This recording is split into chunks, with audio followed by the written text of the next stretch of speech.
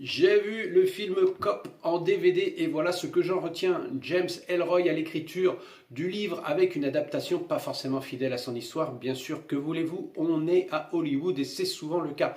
Mais cela nous donne un film comme on n'en fait plus aujourd'hui. Un polar bien ancré dans son époque, avec un flic cynique, pas très recommandable, qui se fout de sa hiérarchie, qui se met tout le monde à dos, pas forcément sympathique, borné mais efficace à sa manière. La première scène de crime donne le ton. On n'est pas là pour nous dorloter, on est dans une ville crade et dangereuse. Le ton du film est toujours tendu. Alors est-ce que c'est le jeu de James Wood qui nous fait penser ça, qui nous fait ressentir cette tension? Il est nerveux, ou en tout cas son personnage a l'air nerveux. Alors, est-ce qu'il faut s'attarder sur ce film du début des années 80, mais qui ne ressemble à aucun point à un blockbuster de ces années-là? Rien à voir ici.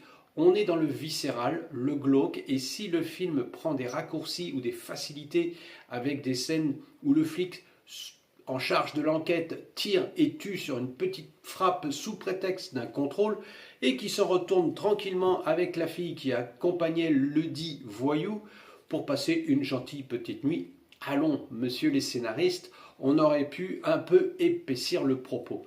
Comme il tue sans être inquiété par sa hiérarchie, il se veut flic, juge et bourreau, au-delà de toute crédibilité, mais c'est James Wood, alors pourquoi pas, après tout. Je vous laisse sur ces bonnes paroles. Bon visionnage à vous. Ciao, ciao.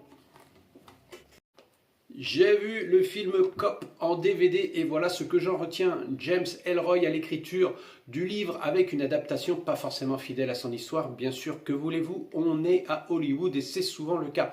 Mais cela nous donne un film comme on n'en fait plus aujourd'hui. Un polar bien ancré dans son époque, avec un flic cynique, pas très recommandable, qui se fout de sa hiérarchie, qui se met tout le monde à dos, pas forcément sympathique, borné mais efficace à sa manière.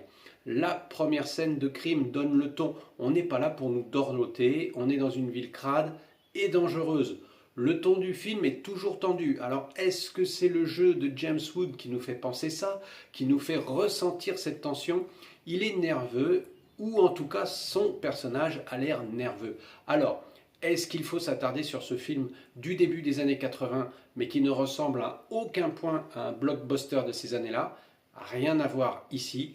On est dans le viscéral, le glauque, et si le film prend des raccourcis ou des facilités avec des scènes où le flic en charge de l'enquête tire et tue sur une petite frappe sous prétexte d'un contrôle et qui s'en retourne tranquillement avec la fille qui accompagnait le dit